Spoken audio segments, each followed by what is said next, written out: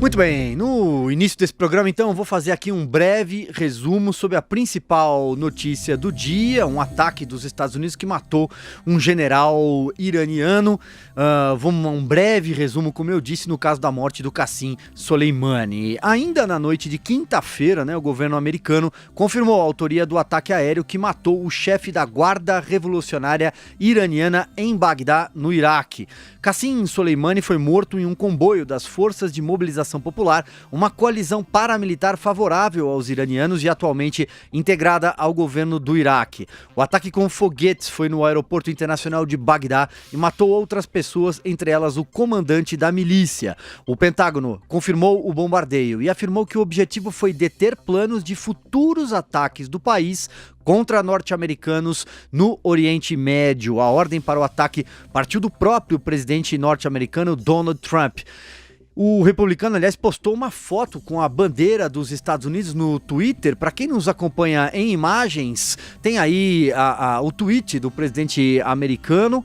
E em nota, o Pentágono afirmou que, abre aspas, os Estados Unidos continuarão a tomar todas as medidas necessárias para proteger o povo e os interesses norte-americanos ao redor do mundo. O presidente da Câmara dos Deputados americano, na verdade a presidente, é a Nancy Pelosi. Ela afirmou em nota que o ataque foi realizado sem consulta ao Congresso. Soleimani era um dos homens mais poderosos do Irã. Em 2017, foi inclusive eleito uma das 100 pessoas mais importantes do mundo pela revista Time. Criado após a Revolução Iraniana, a Guarda Revolucionária é uma divisão das Forças Armadas e responde diretamente ao líder supremo do país, Ayatollah Ali Khamenei. A morte de Soleimani aconteceu em meio a uma escalada de tensão entre os Estados Unidos e o Irã. No domingo, os Estados Unidos realizaram uma série de bombardeios contra posições de um grupo armado pró-Irã no Iraque e na Síria, matando 25 pessoas. Continuo. Em resposta, manifestantes atacaram a embaixada norte-americana em Bagdá na terça-feira. Nas redes sociais, o presidente Donald Trump acusou o Irã de orquestrar a invasão à embaixada e disse que iria responsabilizar o país. Dezenas de milhares de pessoas foram às ruas em Teherã, capital do Irã, em protesto aos bombardeios. O ministro das Relações Exteriores, Javad Zarif, classificou a morte de Soleimani de ato de terrorismo internacional dos Estados Unidos. E agora, por fim, a Casa Branca, que já havia determinado o envio de 750 soldados à região nesta semana, confirmou o envio de mais 3.000 homens. Feito aí, então, portanto, um resumo de toda a situação que causa tensão não só, evidentemente, nos Estados Unidos e no Oriente Médio, mas também em outros países, seja aqui da América e também da Europa. Meu caro Adriles Jorge, vou começar aqui, então, pedindo aí uma análise sua preliminar dos desdobramentos. No começo do dia, muita gente falou, especialmente nas redes sociais, há risco de uma terceira guerra mundial, não há. Agora, à noite, a noite aqui no Brasil, começo de noite, mas a gente tem a informação do envio de mais homens, 3.000 homens para o Oriente Médio, isso já é uma novidade. Então quero te ouvir aí inicialmente e na sequência a gente vai tratando das especificidades de todo esse caso. Note bem, não há nenhum tipo de chance de uma guerra maior, a não ser que seja em relação aos Estados Unidos e ao Irã, porque o Irã é uma potência local, localizada, com poder bélico muito limitado, graças, sobretudo, ao impedimento, de alguma forma, que o Donald Trump colocou em relação aos acordos que eles tinham em relação ao Obama, que o Obama resolveu, inclusive, mandar dinheiro para o regime iraniano, em alguma medida, para tentar reduzir o potencial bélico de pesquisa nuclear do Irã. O Irã é muito engraçado, quando a gente fala em países, soberanias, instituições, mas a gente tem que lembrar que o Irã, eu acho que é uma instituição a serviço, em grande medida, do terror. É um país que fala na destruição absoluta de Israel. E esse homem, o Soleimani, ele era responsável por orquestrar exatamente milícias terroristas xiitas, organizações terroristas, tinha contatos com o próprio Hezbollah, que é uma das maiores organizações terroristas mundiais. Você não tem capacidade ou possibilidade de negociação com o terror. Isso é um princípio desse nosso relativismo moral que nasceu numa antropologia meio mofada, né? Você chega com um sujeito que é terrorista, que um sujeito que acredita em Alá, e se você não acredita em Alá, você é um infiel, você merece ter a cabeça decepada, você merece ser torturado, e você vai querer conversar com ele em termos relativistas. Você vai dizer, não, a minha cultura é diferente da sua, mas eu respeito a sua. Mas eu acredito em Cristo, eu acredito, sei lá, em Buda, mas eu respeito a sua. O cara vai te matar, porque ele acha que você tá fora do escopo da fidelidade. Enfim, o Soleimani era um terrorista, acho que foi uma decisão extremamente acertada dos Estados Unidos, no sentido de cortar a cabeça da Hidra. Eu acho que não há possibilidade de negociação com o terror. Acho mais... esse Soleimani tem perpetrado ataques constantes, permanentes aos Estados Unidos, matou americanos e matou correlativamente várias pessoas que se aliaram ao Ocidente e aos Estados Unidos. Eventualmente o Donald Trump já endureceu com o presidente da Coreia do Norte e já controlou de alguma forma essa coisa do armamentismo nuclear. Ele já endureceu e quase praticamente destruiu e apagou. A gente não vê mais nenhum tipo de ataque do Estado Islâmico, e acho que foi uma decisão absolutamente correta dos Estados Unidos. Vai haver, estão dizendo que pode haver e deve haver algum tipo de retaliação, mas veja, o Irã é um país em permanente retaliação, não só aos Estados Unidos, como ao mundo ocidental e como a própria Israel. Então você não tem condições básicas, civilizadas, de negociar, volto a reiterar, com quem quer te esmagar e quem quer te assassinar, entendeu? Você só pode usar a força bruta com uma cultura que quer destruir a sua. Muito bem, quero cumprimentar então também aqui conosco nesse início de programa o Leonardo Coutinho, jornalista e escritor que conversa com a gente direto de Washington, especialista em relações internacionais.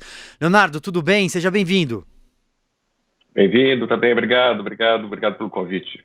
Muito bem, então antes de chamar também o Fernando Conrado, Léo, quero pedir então a sua primeira avaliação sobre esse caso, né, esse cenário, essa ação americana que matou o general. O Adrilles usou aqui uma boa expressão, na minha opinião, que é a cabeça da Hidra, né, cortar a cabeça da Hidra.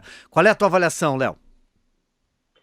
Eu concordo, estava escutando o Adrilles desde aqui. A questão é o seguinte, o Irã é um Estado que foi... O Estado atual do Irã é uma teocracia criada numa revolução que iniciou há 40 anos atrás, em 79, e tem como objetivo a exportação dessa revolução iraniana, né? E o general Soleimani é o chefe desse processo de exportação.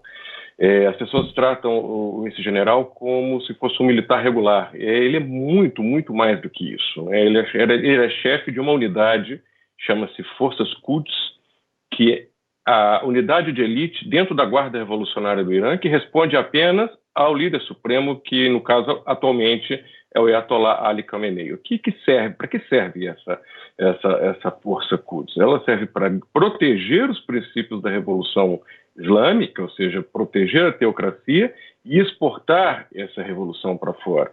E o Adrilles já descreveu muito bem como é essa exportação. É por meio de terrorismo, é por meio de insurgência, é por meio de aliança com proxies em toda a região. A questão é essa, ou seja, cortar a cabeça da Hidra não significa matá-la, ou seja, mas efetivamente é a ferramenta que se tem que utilizar contra esses elementos, porque efetivamente não há discussão. O Irã retaliará, há preocupações reais e concretas sobre essa retaliação, há um histórico de retaliação. O episódio de hoje, que inicia ontem, estamos discutindo agora, ele é idêntico aos eventos que anteciparam a um atentado em 1992 na Argentina, idêntico em todos os elementos, ou seja, o Irã sofre uma represália de Israel, Israel vinga eles, e aí eles cometem um atentado gigantesco em Buenos Aires contra a embaixada de Israel naquela cidade. E que mostra que para a vingança e para as estratégias do Irã não há limite territorial, não há país, né? Ou seja, o que o Irã vai fazer, muita gente tem falado em Terceira Guerra Mundial, fim do mundo, é tolice. O que o Irã vai fazer é o que sempre fez, é terrorismo, é tentar vencer pelo medo.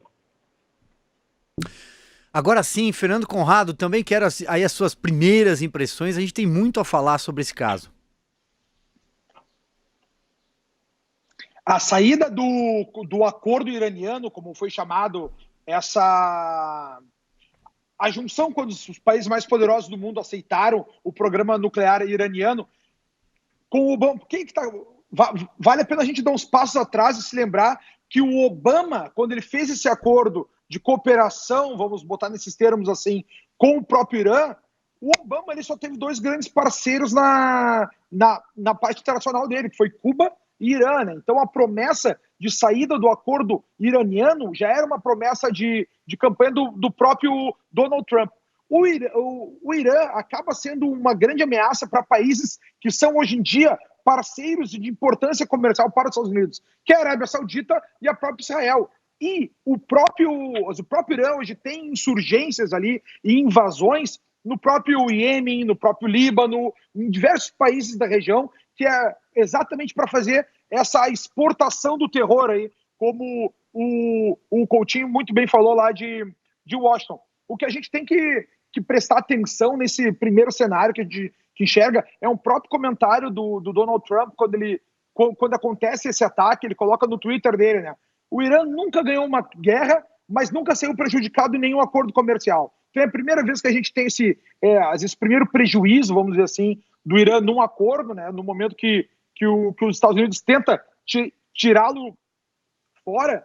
E nesse momento aí vale a pena a gente pensar que foi um ataque certo. Eu acho que desde o Khomeini lá que a gente tem em 1979 até hoje, sabe? Se a gente fosse pegar lá o príncipe do Maquiavel, o objetivo seria exatamente, né, acabar com essa cabeça, mas eu não vou usar o termo a cabeça da Hidra, né? Porque na Hidra, no caso, quando tu corta a cabeça dela, nascem 2 no lugar. E a gente não quer que nasçam 2 no lugar na cabeça dessa Hidra. Mas acredito que foi uma medida forte, no caso dos Estados Unidos. Por quê? Porque o Irã, depois da invasão do Iraque, da morte do Saddam Hussein em 2003, o Irã acabou tomando parte de setores militares e ganhando uma certa posição. Isso aí a gente se lembra desde os conflitos do Irã-Iraque lá, na década de 80 ainda. Acabou tomando força nesse posicionamento deles ali e acabou tendo uma atitude pró-Teherã, né, que é a capital do próprio Irã. Vale a pena a gente,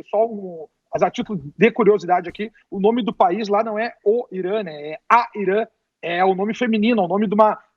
até a escolha depois da Pérsia para o nome Irã foi exatamente para ter um nome feminino, para que os homens a defendessem, né, com a sua própria vida. Então o nome do país para os iranianos é a Irã e não o Irã, como a gente chama aqui no Brasil. Só uma curiosidade aí para somar para o nosso time. Ô, Leonardo, a gente fala muito num projeto eurasiano de poder. Todas as vezes que a gente toca em problemas do Oriente Médio, em problemas do Irã, do Iraque, da Arábia Saudita, de Israel, a gente sempre fala de apoios periféricos, tanto da Rússia como da China. Como é que se orquestra isso? Como é que a China e a Rússia se aliam, podem eventualmente se aliar de alguma forma ao... A gente tá com um pequeno problema no sinal agora do Leonardo Coutinho. Você tava mandando uma pergunta justamente para ele. Daqui a pouco, ouviu, ele voltou. Em instantes, ele vai estar conosco novamente. E aí eu vou pedir depois para você repetir a sua pergunta. Parece que ele retornou. Adriles. Então vamos lá, Leonardo Coutinho. Léo, você tá ouvindo? Tô te ouvindo. Sempre que a gente fala nessas questões terroristas em relação ao Oriente Médio, ao Iraque, ao Irã, à Arábia Saudita, a gente sempre fala num projeto também eurasiano de poder, assim, que uniria a China, a Rússia. Quanto que há de conspiração nisso? E por que, de alguma forma, você que analisa a situação internacional mais de perto, por que a Rússia teria interesses, e parece que ela já se manifestou contra o assodamento, na visão da própria Rússia, do ataque americano, e por que ela se coloca sempre ao lado do Iraque ou da Síria? Qual que é o objeto dela? Qual que é o objetivo da Rússia e particularmente da China nessas questões do Oriente Médio? Poder? Visceralmente poder? Adriles, excelente pergunta. O principal produto de exportação da Rússia são armas, né? A Rússia depende de conflitos e vive de conflitos para ganhar dinheiro e para fazer, né? Fazer dinheiro.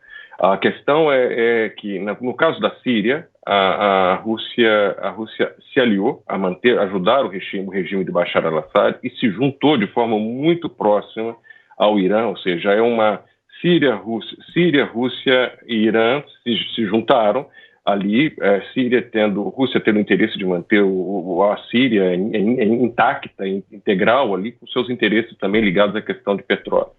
Agora, a questão não se trata de ser uma conspiração. A Rússia, Barack Obama, no seu segundo mandato, se eu não me engano, na época da invasão quando a Rússia invade a Ucrânia, ele falou que a Rússia era uma potência regional que não influenciava o mundo e que não ameaçava ninguém. Putin mostrou o contrário. Putin se espaçou, inclusive, a se esforçar para mostrar ao contrário. Então, por isso ele está tão presente na Venezuela, influenciando nas questões da Venezuela. E a China vem a reboque numa tentativa também de ocupação de espaço no hemisfério ocidental, como parte do seu esforço também de redução da influência dos Estados Unidos, que não é só econômico. Então, não é teoria da conspiração. Na verdade, é um jogo geopolítico em que alia economia, interesses militares e interesses estratégicos gerais. Então, ou seja, é preciso que eles se juntem, eles se complementem nessa tentativa de avançar do Oriente em direção ao Ocidente. Mas em havendo um conflito bélico direto entre Estados Unidos e Irã, você crê na hipótese de algum tipo de ajuda da Rússia ou da China localmente lá? Eu acho que não haverá uma guerra convencional. Os Estados Unidos entenderam. Olha que coisa interessante, eu vou dar um passo atrás. O Irã cercou a embaixada americana com as suas milícias locais, que tem um Hezbollah iraquiano ali, que inclusive o líder morreu nesse mesmo bombardeio, invade a embaixada, tenta destruir a embaixada, e o mundo assiste aquilo com uma certa perplexidade, mas quase zero de condenação. Os Estados Unidos retalharam a isso, agiram militarmente, e aí eles são vistos como os promotores da violência, né? Os Estados Unidos padecem de um problema de legitimidade perante a um imaginário coletivo global. Exato, ou seja, todas as guerras convencionais que os Estados Unidos se meteram nos últimos anos, podemos pegar nas últimas décadas, eles perderam, eles não foram bem-sucedidos. Se formos pensar, o comentário que o Trump faz em relação ao Irã pode ser muito bem aplicado. Os Estados Unidos não venceu sua intervenção na Líbia, não foi sucedido no Afeganistão, tampouco no Iraque. Então, ou seja, os Estados Unidos têm um problema. É a maior potência militar do mundo, mas não consegue vencer guerras convencionais.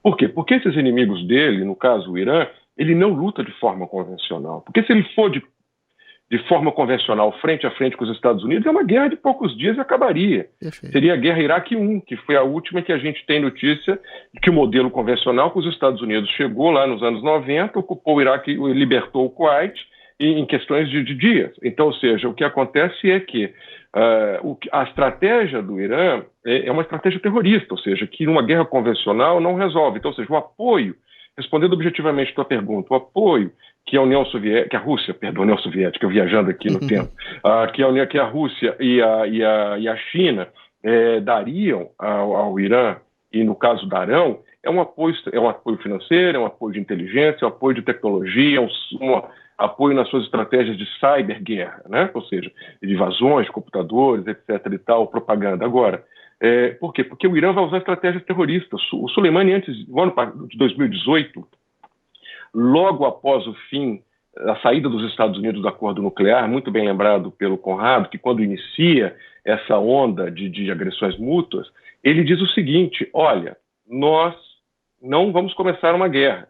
Estamos prontos para uma guerra, mas não começaremos. Mas se vocês começarem, nós que vamos decidir quando sairmos.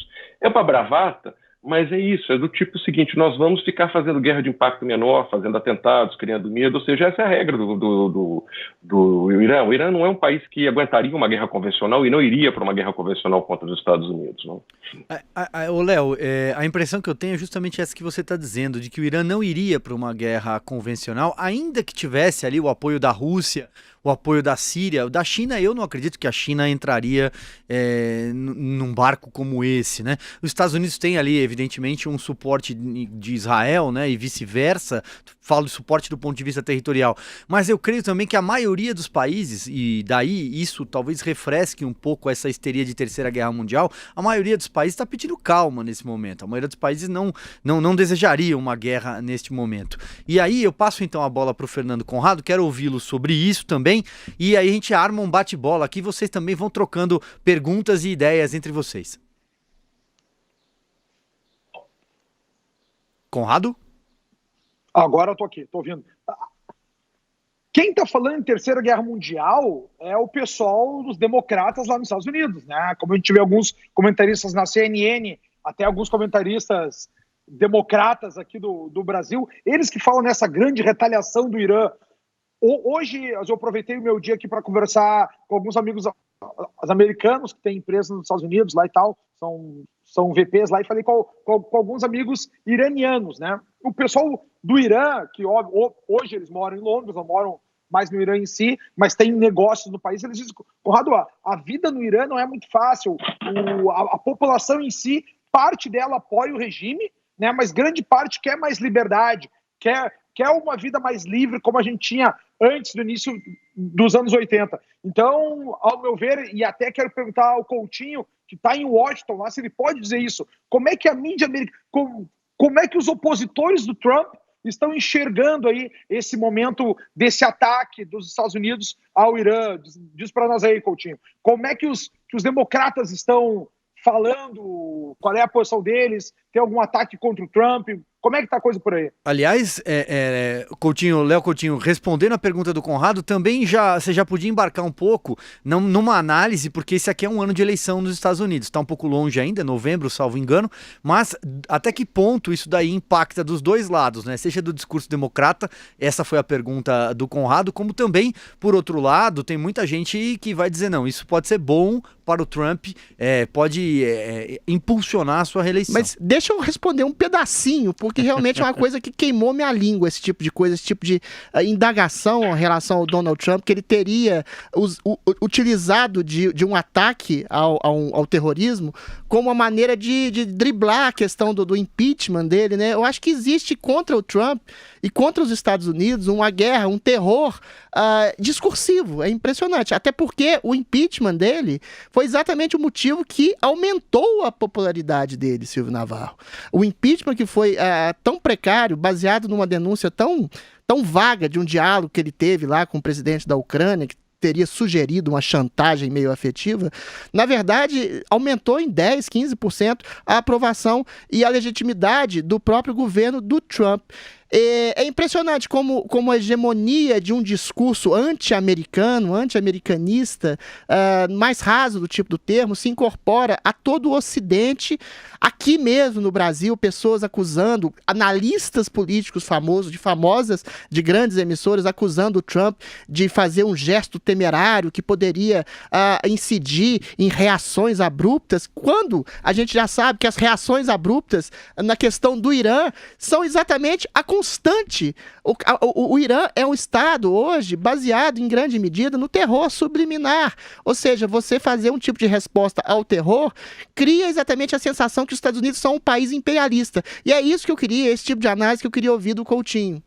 Diga lá, Léo. Não, eu acho que a resposta foi muito bem iniciada pelo Adrilles. A questão é muito simples, né? Ontem o Biden já fez a sua primeira manifestação, é pura campanha, né? Ou seja, um oportunismo tremendo. Hoje a Ilhan Omar, que é uma deputada também democrata, ou seja, todos começam a fazer exatamente o que o Adrilles bem definiu, colocar os Estados Unidos como vilão. Eu volto na questão da legitimidade, ou seja, se criou uma imagem de que tudo que os Estados Unidos faz é tão ruim que até o seguinte, vamos pegar aqui uma alegoria bizarra, mas assim, vamos supor que chegasse aqui, os Estados Unidos pegasse aqui se o Hitler estivesse vivo hoje, os Estados Unidos o matasse, ele seria atacado e acusado de ter cometido uma atrocidade contra um ser humano impecável, né? Ou seja, a imagem que eu tenho hoje dessa questão da cobertura da imprensa americana é essa, é de uma forma emborrecedora, né? Emborrecedora de tentar tratar e levar tudo para o anti-trumpismo, né? Ou seja, e lamentavelmente, não quero aqui me colocar no papel de ombudsman, mas lamentavelmente o que a nossa imprensa brasileira faz é simplesmente papagaiar isso. Exato. Né? Ou seja, não há um esforço de fazer uma reflexão autônoma. Isso lamento, porque é o seguinte, mantém os correspondentes aqui, vem para cá, mas assim, ou seja, leia o jornal e repete. Ou seja, não há uma tentativa de desagradar. Ou seja, eu sempre digo o seguinte, enquanto o jornalista escreve para jornalista, dá errado. sabe? Não é para depois, no fim do dia, sentar na mesa de bar e todos com a mesma versão baterem um no ombro do outro felizes. Tem que escrever condizente com a realidade do que aconteceu. E aí, isso não os faz populares, isso não agrada, então isso é o que infelizmente gera essa confusão. A nossa opinião pública ela é abastecida com uma informação muito uniforme, muito uniformizada por esse jornalismo de enxame, né? Ou seja, é uma grande colmeia que todos vão na mesma direção e tratando da mesma forma. Então faltava... É horrível estar falando assim dos meus colegas, eu sou jornalista, mas eu sinto isso, eu sinto às vezes por estar lidando. E o que eu estou tratando com vocês, não tô tentando, eu leio os jornais, mas eu tento falar o máximo possível com uma fonte primária ou com alguém envolvido, na tentativa de tentar criar uma visão e tentar apresentar para quem nos ouve ou para quem me lê, geralmente, onde eu escrevo, algo que possa ajudar a refletir e criar uma visão nova. Ou seja, estou certo? Não sei, mas, ou seja, tem que ter o compromisso de tentar levar novidades. Então, ou seja, a questão do Trump, agora, sobre a questão eleitoral, eu acho, aqui é uma opinião, eu não tenho elementos objetivos para dizer, mas eu acho que ele sairá beneficiado. Porque, assim como no caso do impeachment, ele será atacado de forma vazia. E os Estados Unidos foram efetivamente atacados. Para nós brasileiros é muito difícil perceber isso, que a gente não sofre esse tipo de ameaça constante, a gente não sofre esse tipo de conflito constante. Mas as imagens que foram transmitidas ao vivo por uma estatal iraniana, que renderam tweets pelo mundo da invasão, da tentativa de invasão e da depredação da embaixada em Bagdá, que lembravam os eventos da Líbia, em que morreram 4 americanos nos ataques da Líbia, que lembraram a invasão da embaixada do Irã, toca muito forte no cidadão americano, sabe? Ou seja, não é que ele queira a guerra, não que ele seja destrutivo, mas ele está se vendo atacado ali. E o Irã é um país que constantemente assumiu essa posição. E me dá uma certa tristeza os jornais americanos, brasileiros em geral, olharem o Irã como coitadismo. Pobre Irã, que está simplesmente tentando sobreviver na sua revolução islâmica. Não é isso, né? Ou seja, o Irã é um país que viola os direitos humanos em todas as suas possibilidades, contra a questão de homossexuais, contra a questão... Se executa mulheres adúlteras no Irã. Então, ou seja, é uma coisa... Conceito adúltera, né? O quê? É tão absurdo nesse sentido. Esse é o Irã. E esse é o Irã que a esquerda adora. Esse é o Irã que a imprensa idolatra. Então, ou seja, é um anti-americanismo todo. Muito bem. Eu preciso fazer uma rápida janela comercial, mas é bem rapidinho.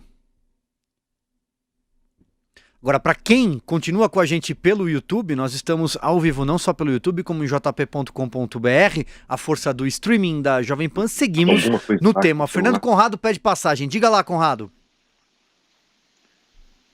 Navarro, algumas informações importantes que a gente pode trazer aqui.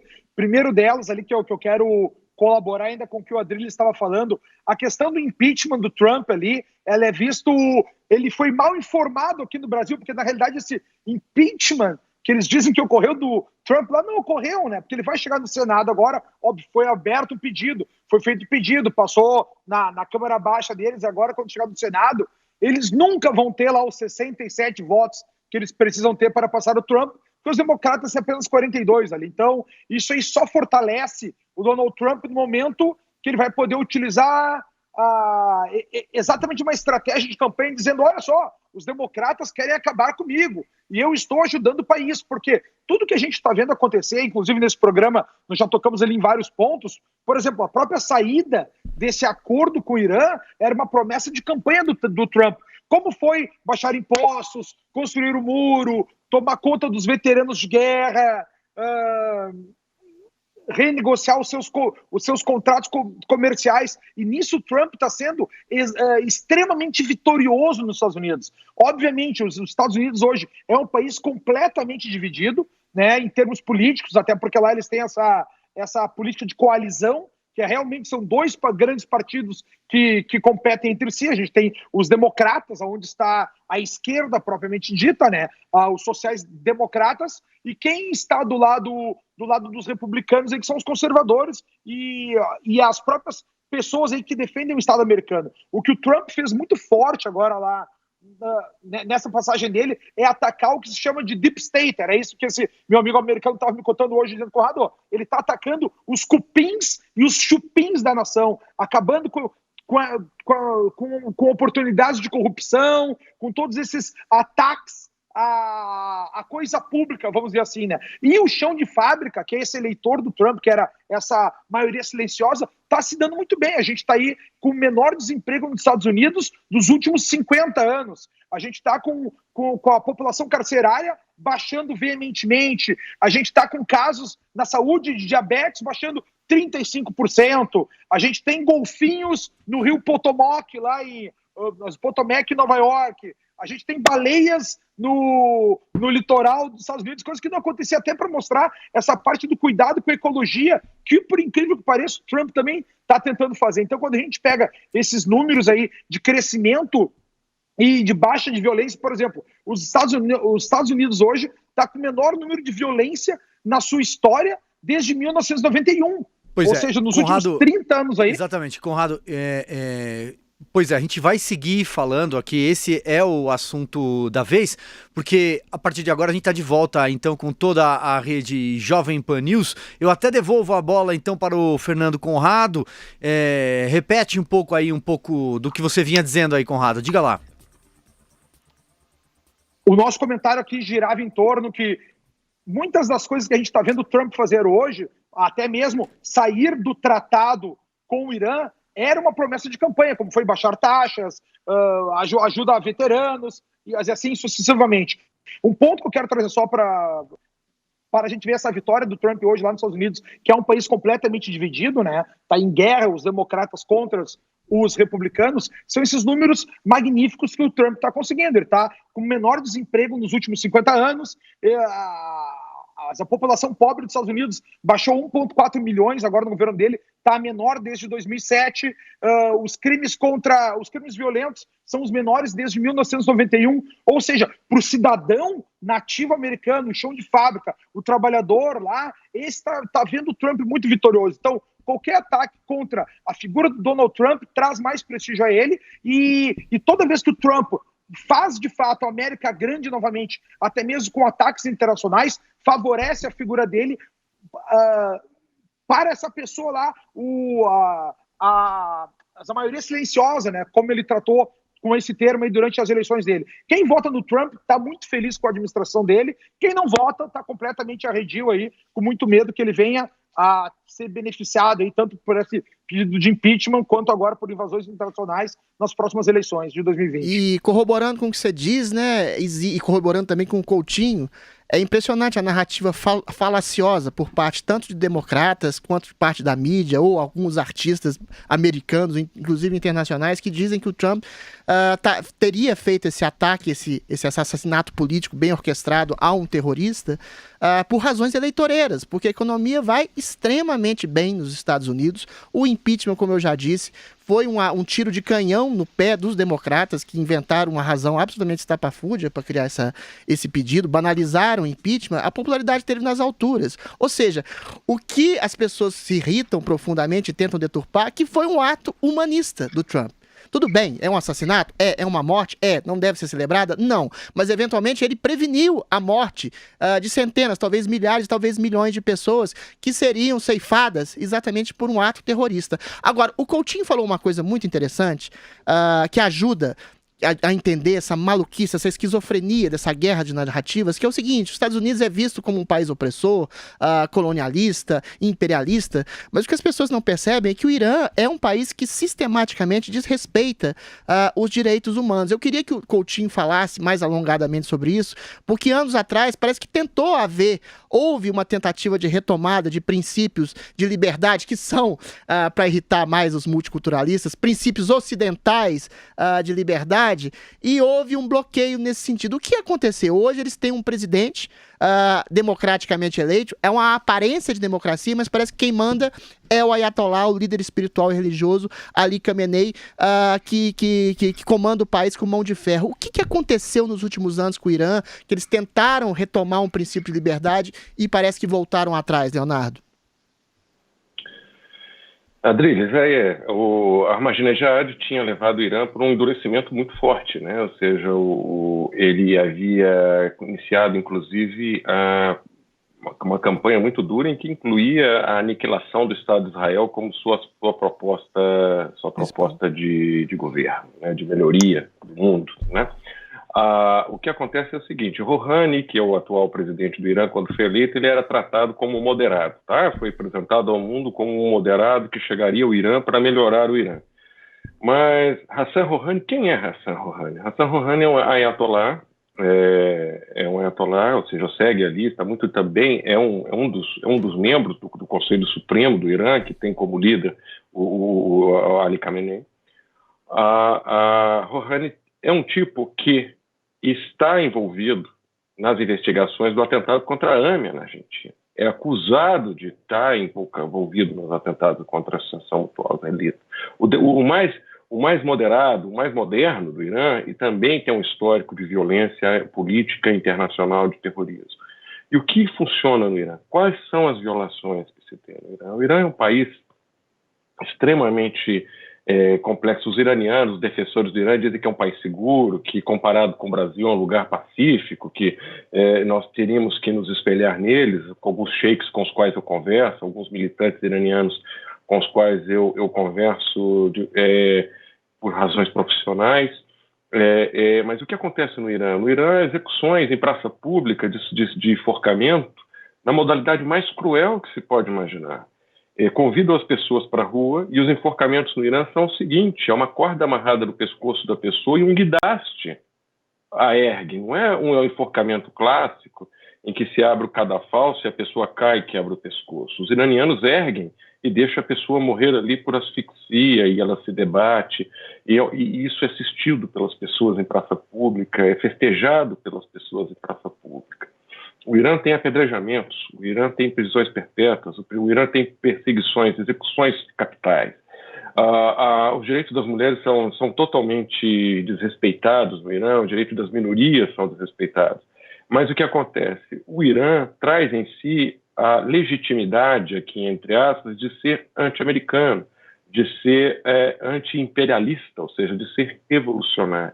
E quando se leva essa pecha do revolucionário, do anti-inimigo, ou seja, de ser o Davi diante do Golias, ele tem um apoio, ele é visto sempre como a vítima, embora mesmo quando ele seja o agressor, né? Então, ou seja, não houve um esforço real de levar a democracia ao Irã. Houve uma tentativa naquela revolução em que os jovens usaram o Twitter, pintaram-se de verde, foram brutalmente reprimidos, mas, ou seja, o anseio da sociedade iraniana não foi respeitado, a juventude iraniana não foi respeitada. Evidentemente, o Irã não é como o Estado Islâmico. Precisa entender, o ISIS, ele é sunita e ele tem características de um jihadismo diferente do Irã. Mas o Irã, apesar de passar uma sensação de maior abertura, de maior tolerância, ele tem também as suas fragilidades. Ou seja, a sociedade iraniana sofre na mão dos ayatolás, eles não conseguem. E existe uma repressão brutal contra aqueles que tentam se livrar. Pois é, deixa eu trazer também só um ponto aqui, que é a questão brasileira, na verdade, né? E aí fica uma pergunta para vocês três debaterem. A informação que a gente tem, a única coisa que foi divulgada até agora pelo Itamaraty é que o Ministério das Relações Exteriores estima 150 pessoas, né, entre turistas e residentes, estejam ali na região. Portal consular aqui do Ministério das Relações Exteriores, a orientação é para que cidadãos, estou lendo, tá? Cidadãos brasileiros devem viajar ao Irã com alto grau de cautela. Pois é, mas até agora nenhuma posição oficial do Itamaraty. Vou girar vocês três aqui. Até agora o governo brasileiro não se manifestou. Existe um alinhamento quase automático do governo brasileiro aos Estados Unidos, isso desde o início do governo Jair Bolsonaro. Mas ainda aguardamos uma posição inicial. Vou começar então com você, Adriles. Diga lá. Bom, eu acho que é quase que, como você bem disse, é quase que um alinhamento natural de apoio do Jair Bolsonaro. Ele disse que parece que ia estudar o assunto mais a fundo, mas eu acho que não tem muito o que estudar, não. Eu acho que foi um ataque um ataque acertado a um movimento terrorista e assassino liderado por esse Soleimani e, sobretudo, endossado por um regime que endossa um tipo de terror, que é o Irã. Só para dizer uma coisa em relação à população, porque muito se fala de que ele era, o Soleimani, um líder admirado e amado pelo povo, né? A gente nunca sabe a fundo o teor dessas informações, se ele era admirado ou se ele era temido. Assim como o próprio governo do Irã, se é admirado ou se é temido. O Leonardo bem disse que é um governo que massacra e oprime seu próprio povo. Eu queria depois até perguntar por que não há uma sublevação popular em massa contra um governo que o oprime sistematicamente. Depois o Leonardo pode dizer. Em relação ao governo, talvez haja uma cautela no seguinte sentido: das pessoas que moram no Irã, brasileiros, e as relações comerciais. Eu não sei até que ponto a China vai interferir nisso, acho que não tem nenhuma chance grande, mas em cautela para não ferir susceptibilidades em improváveis acordos, sei lá, com a Rússia ou com a China, enfim. Vamos lá, vamos girando então. Leonardo Coutinho, eu vou começar agora com você, porque tem uma pergunta, eles deixou no ar uma pergunta para você, e depois a gente passa a bola para o Conrado. Perfeito. Olha, eu acho que, respondendo primeiro a você, eu acho que não vejo muita relevância no Brasil fazer uma manifestação em relação ao que aconteceu. Eu acho que o silêncio do governo atual, do governo Jair Bolsonaro, tem sido prudente. Eu acho que há que esperar. Eu acho que não é um problema, que necessite uma manifestação do Brasil imediata. Agora, sobre a pergunta da Adriles, ela me fez lembrar uma coisa muito, muito interessante. Eu encontrei nas redes ontem alguns vídeos de iraquianos comemorando a morte do Soleimani. Comemorando muito a morte dele nas ruas. Sunitas, por quê? Porque acontece no mundo islâmico. Pequeno problema de sinal aí com o Leonardo Coutinho, daqui a pouco a gente retoma. Vamos lá, Fernando Conrado, você, diga lá. Mês passado eu estava no Oriente Médio, lá em Omã e Emirados Árabes. Vale a pena a gente ter uma noção geopolítica do que é o Irã, né? O Irã, ele faz divisa com a Arábia Saudita ali no Golfo de Hormuz, e por ali passa 25% do petróleo do mundo, né? Então, a gente tem que levar em consideração também, até acho que foi em julho desse ano, tinha uma tensão muito grande entre Inglaterra e Irã. A gente tinha crise lá entre Estados Unidos e China e tinha a questão da Inglaterra com o Irã. Por quê? Porque a Inglaterra ajudou, quando ele sai do governo, agora esqueci o nome do Shah da época lá, o líder, né, do Irã, acho que foi em 53, teve a revolução deles lá. A Inglaterra ajudou a fazer essa passagem aí do Irã para um novo regime. Só que então, até dos 53 até 79, a Inglaterra estava dentro, tinha suas negociações, tinham seus canais de comunicação, os seus canais comerciais, e depois que entrou o Khomeini ali, o regime dos ayatollahs, em 79, eu lembro que é 79 porque é o ano que eu nasci, a Inglaterra perdeu seu poder, perdeu sua força ali no Estreito de Hormuz, né? Então, se a gente for ver a situação do Irã hoje, eles estão estão traficando, vamos dizer assim, né? Comerciando petróleo de maneira ilegal, muita parte deles, até a gente viu petróleo saindo da China, indo para da Venezuela, indo para aquela região também, exatamente porque eles estão em tratativas hoje ilegais, né, já que eles sofrem uma sanção aí dos Estados Unidos. Até porque eles buscaram fazer um enriquecimento de urânio acima do limite. Se eu não me engano, o limite era 3,67, eles estão tentando enriquecer agora o urânio até 5%. Né? Então, essas coisas que a gente tem que levar em consideração, o que está por trás aí também de não só a questão da paz local, e aí eu acho que o Adriles foi muito feliz em colocar a atitude do Donald Trump como sendo uma prevenção a uma guerra maior, né? Por mais que seja um atentado local, e aí o Coutinho falou muito bem também. Pô, eles só fizeram uma retaliação ao ataque à embaixada americana, perpetrado pelos próprios iranianos, né? Por essa corrente aí desse militar. Então vale a pena a gente ter tudo isso aí muito claro em nossa mente, não achar que foi uma maluquice do Donald Trump querer atacar os iranianos lá do nada. Vamos retomar então o Léo Coutinho, Léo, concluindo aí seu raciocínio. A gente teve um pequeno problema de conexão, você está de volta conosco agora. Estou de volta, interrupção. A questão é que muitos iraquianos comemoraram a morte do general, né? Por quê? São sunitas, e no mundo islâmico hay que entender o seguinte, há uma divisão entre dois grupos, vários, mas dois grupos grandes, que são os xiitas e os sunitas. Não é? E os sunitas sofrem muito na mão dos xiitas e vice-versa. E no caso do Irã, o Irã esteve diretamente associado, ligado à questão da repressão deles na questão da Síria. Ou seja, o Irã, tudo bem que existiam os terroristas do Estado Islâmico e tudo mais, mas o Irã sempre aproveitou para oprimir também as minorias, né? Ou seja, o herói nacional que morreu ontem, o herói nacional na concepção dos ayatollahs, ele é o sujeito que está por trás de atentados que ocorreram na Argentina, que aconteceram no Iraque, que aconteceram no Iêmen, que aconteceram no próprio Iraque, mas sobretudo no apoio a um ditador que é o Bashar al-Assad, que massacrou milhares de pessoas. Estou falando de uma guerra civil que tem um saldo de mais de 500 mil mortos. Ou seja, ele não é uma unanimidade. Então, Adreles está correto em dizer que essa questão de ser adorado ou de ser herói é uma propaganda do regime iraniano, né? E por que as pessoas não sublevam, não se levantam contra esse regime? Elas estão só. Ou seja, é um lugar em que as pessoas não estão olhando e eles acabam não tendo a legitimidade de lutar. É o mesmo que acontece na própria Venezuela. As pessoas não têm capacidade de derrubar um governo em si, né?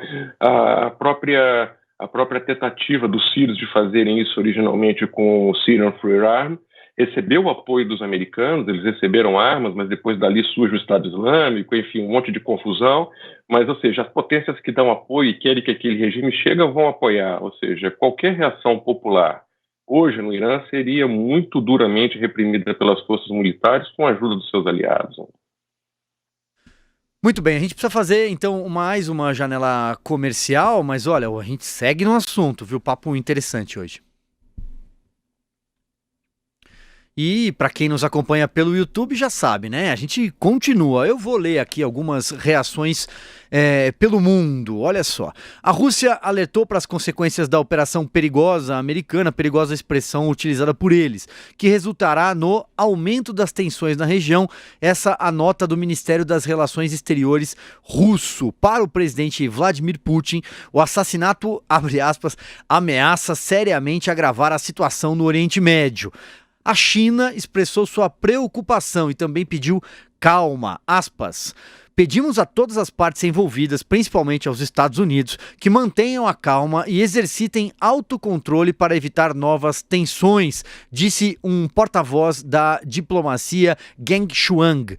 O governo israelense colocou as forças armadas em alerta máximo. O secretário-geral da ONU, Antônio Guterres, estimou que, abre aspas, o mundo não pode permitir uma nova guerra no Golfo e apelou, de novo, abro aspas, aos líderes a fazerem prova de máxima contenção neste momento de tensões. Aqui no Brasil, Bolsonaro afirmou nesta manhã que o ataque terá impacto no preço do combustível. Como dissemos agora há pouco, o Itamaraty ainda não se manifestou sobre a ação americana em si. Adriles, algo que te chama a atenção aí nessas reações pelo mundo? O que me incomoda na maioria dessas reações, com exceção de Israel, que é a parte implicada no processo e comemorou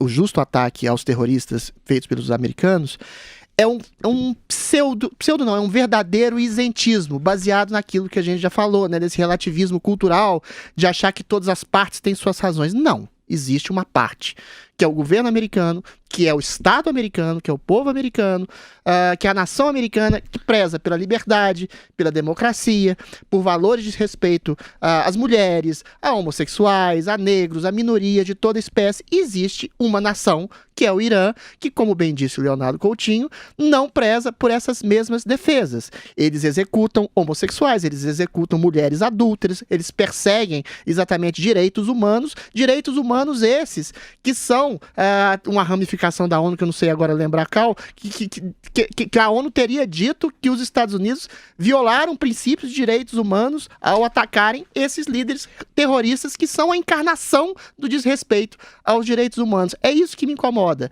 Eventualmente, a China e a Rússia, a gente já percebeu aqui que eles têm interesses geopolíticos de poder de alguma forma, numa disputa subliminar em relação aos próprios Estados Unidos, com a disputa desses lugares. lugares. Mas eu não tenho nenhum tipo de pudor em dizer e endossar a prioridade de um país como os Estados Unidos ser, vou recuperar uma velha expressão que as pessoas têm irritação, a polícia do mundo, porque os Estados Unidos são um país que priorizam pela defesa legítima dos direitos humanos e me incomoda esse isentismo dessas instituições articuladas que a gente citou aqui.